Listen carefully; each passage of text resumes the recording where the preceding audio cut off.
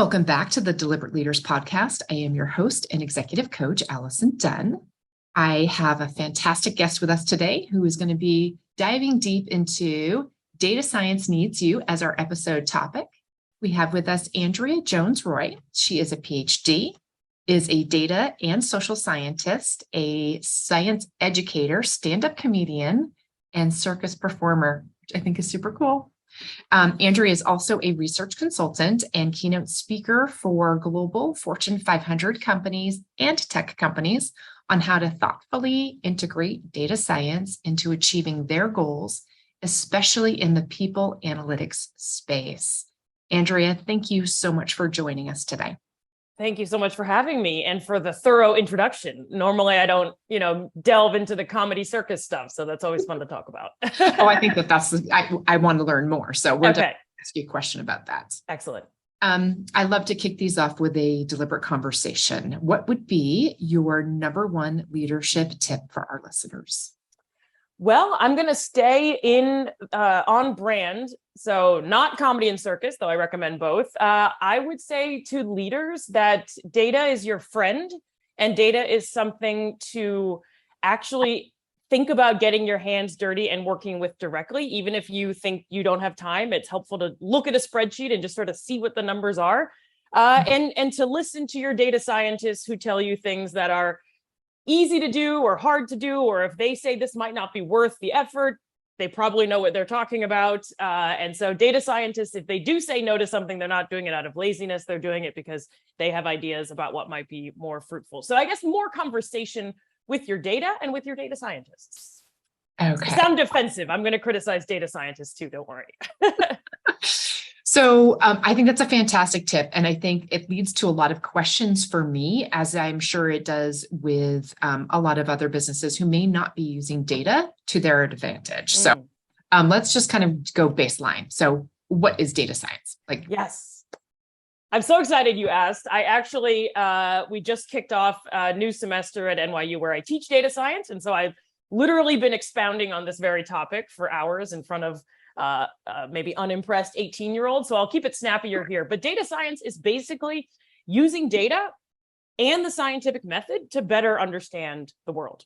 And a lot of people get really excited about the data side of it. I need more data. What does the data say? What can the data tell me? The data has all the answers. But I really think that we can do more. Oh my gosh. I have to let someone in. I'm sorry. Oh my gosh.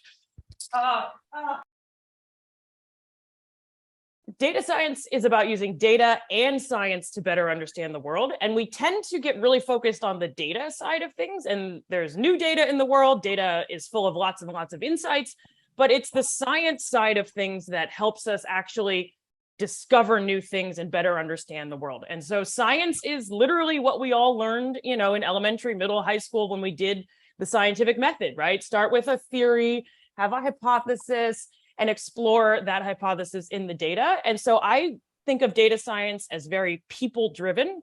So we have ideas about what's interesting. We have questions about the world. We have business challenges we want to understand or improve or predict.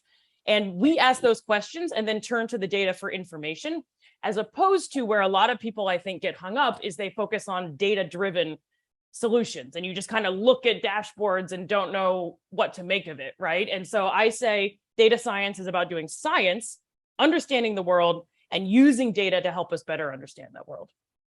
Okay. Thank you for kind of the overview. I realize we can solve for so many different things. So I guess my question would be, is there a common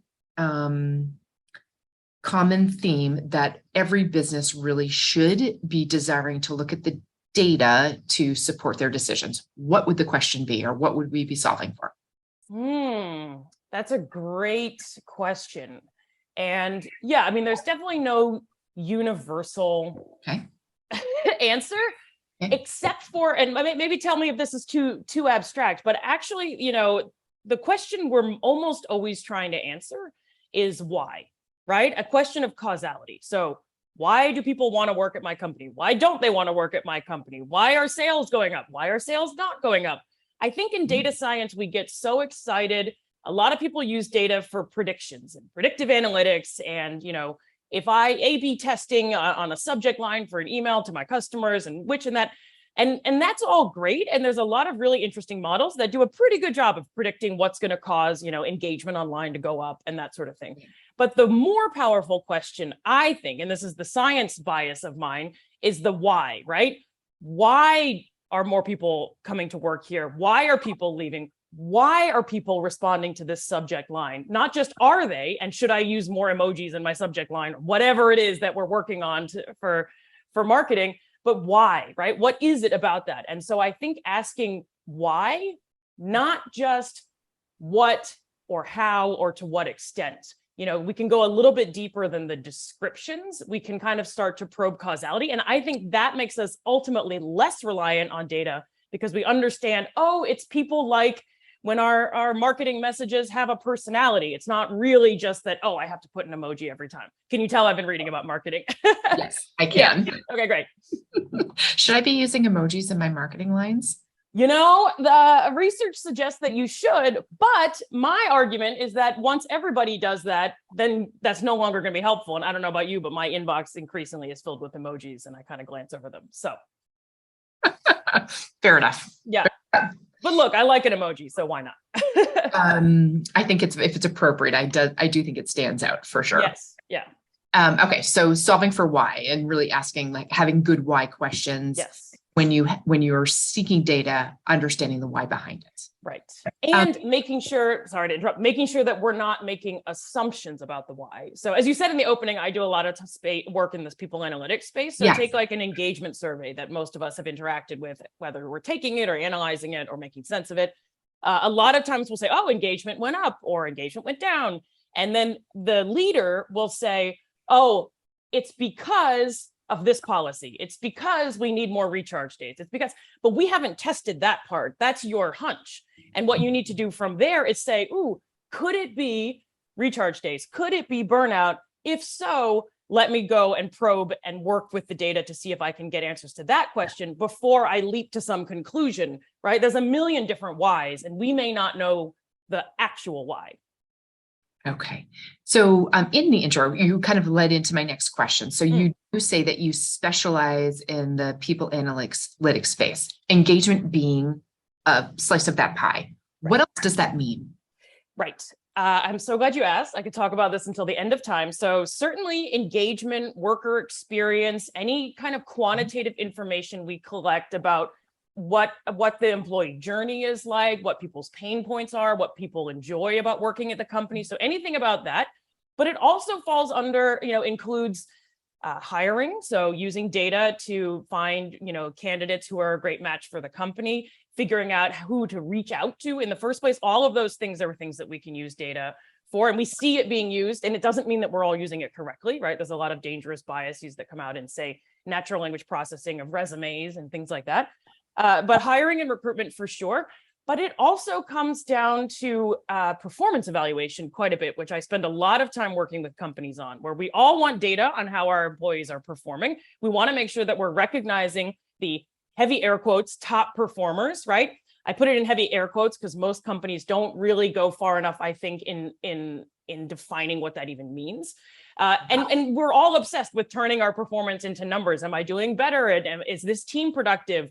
What could we do? Does the addition of this person or this process improve productivity for our team? And so turning all of that thoughtfully, ethically, fairly into numbers falls under people analytics as well. Okay. Fantastic. That's a big pie. It's a big pie. Yes. Sometimes I'm like, I should branch out. And then I'm like, no, I have way too much to think about already. From the perspective of, just to conceptually have numerical and decision-driven answers around any of one of those things is an incredibly powerful thing. Yes. Who inside of a business should be assisting with that type of data, or is this an extra thing that you can get guidance on? Right. Well, the conflict of interest answer is you need an external person like me, but you don't. You don't actually. So I'm not much of a marketer, as you can see. I'll put an emoji in my subject line, but that's sort of the end of it. You can do this all internally. And there's kind of two big stakeholders that I would encourage you to either, task with this work or think about upskilling or recruiting or whatever works best for your environment. And those two are a mix of someone who is comfortable working with data and the analytics side of things. And this doesn't have to be someone with a formal data science degree. Those are only relatively recent. Anyone with a social science, statistics, mathematics, computer science, that should be fine, right? So someone who can work with the numbers and create visualizations and is comfortable making sense of spreadsheets, right? That's one side of it. And then the other side of it is subject matter experts. And this is an area that I think a lot of people don't think about when they think about data science. They think about the numbers and the Mr. Robot and the hackers at a laptop all night long. And that part's there and it's cool. But we also need people who know the business, who know the people, who know what recent policies have been implemented, who can speak to some of those whys. So we see a trend, engagement is going up. Who's on the ground, who's working with employees, maybe an HR business partner, maybe you're someone who works in the C-suite or the head of people, I'm focused on people, who has their finger on the pulse of the company, says, I suspect the reason it's going up is because we've changed this thing. Or I suspect it's gone up now because of this event, but it may not stay up. So someone who knows the business, sometimes that's the same person. And maybe in the long run, that will be the same person eventually. But right now, I think because data science is so new, usually I see the most effective setup being a collaboration between like the analytics science person and the subject matter expert. By the way, this applies outside of people analytics, right? It would apply to marketing. Like I can look at marketing data, but my goodness, I need a marketing expert to tell me what might be an interesting question to ask, what would be a trend that would be worth further probing, and so on. Okay, good. Thank you for kind of like the balance of you do need the institutional like pulse part of it. Totally. And the appreciation of, I think too often we rely on one. Yes.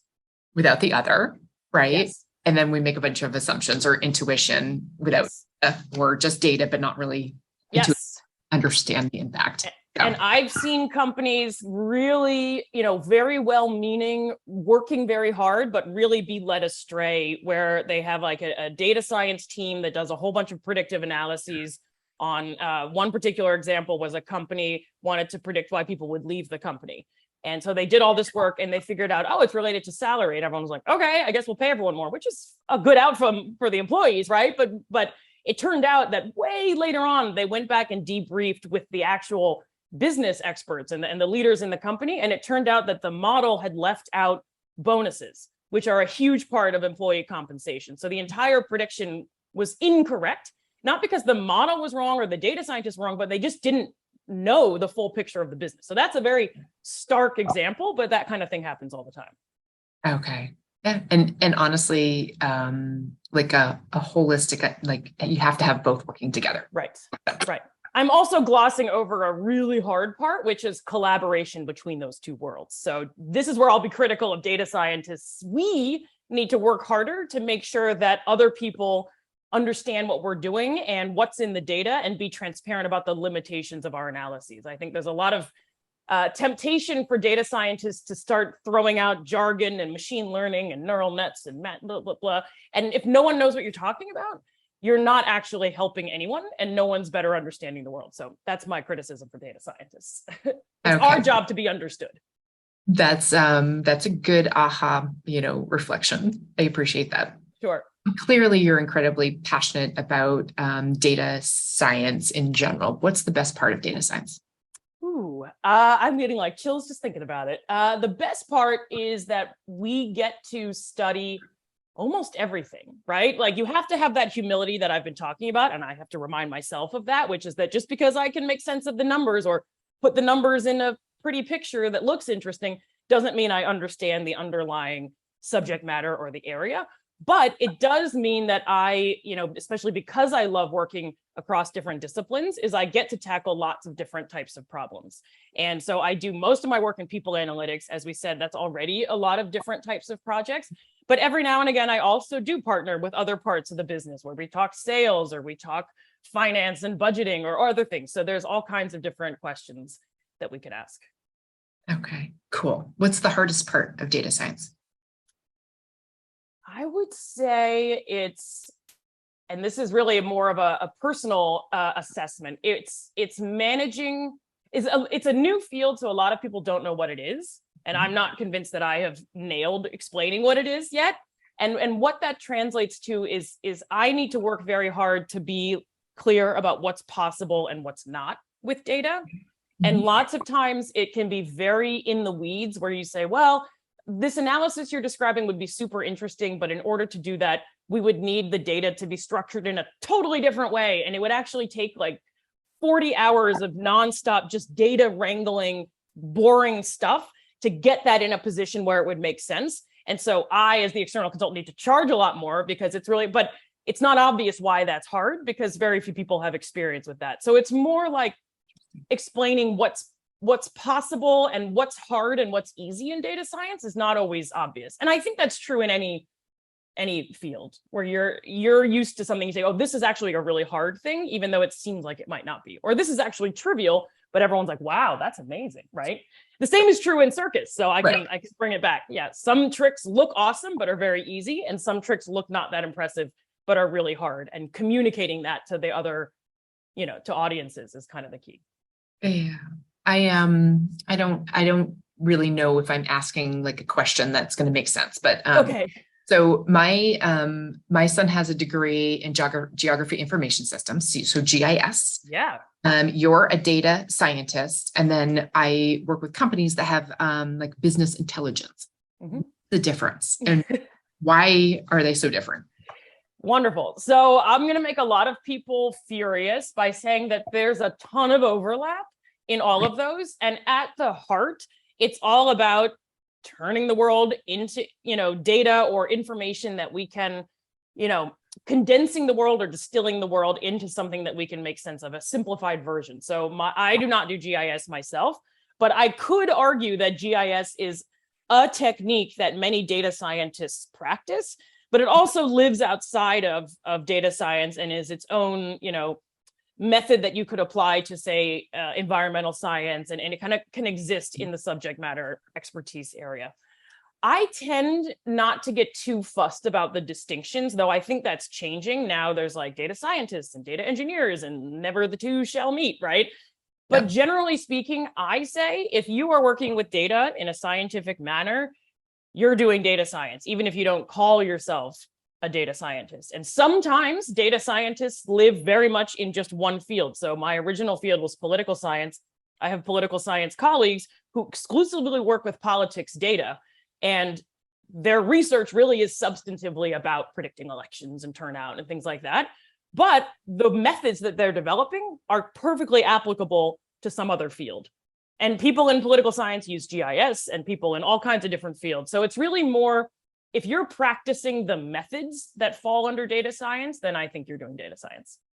Okay. So I appreciate that there's a lot of overlap, and essentially it's all data science in some way. In some way, yes. According to Andrea. According to me, yes.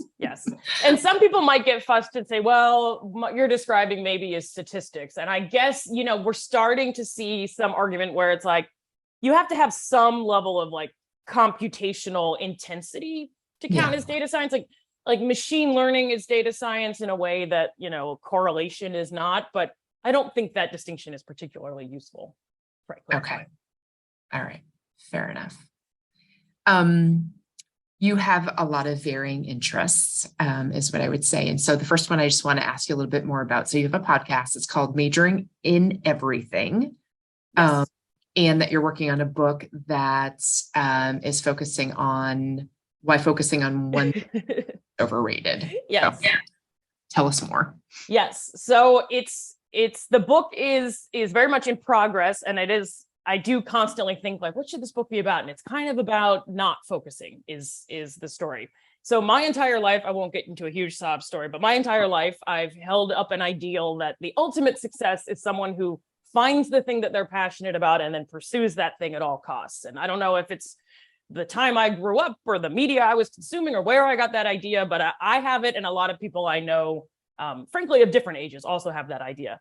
And it's taken me a very long time to say, what if the fact that I am naturally interested in different things is an asset and not something that I should get mad at myself about?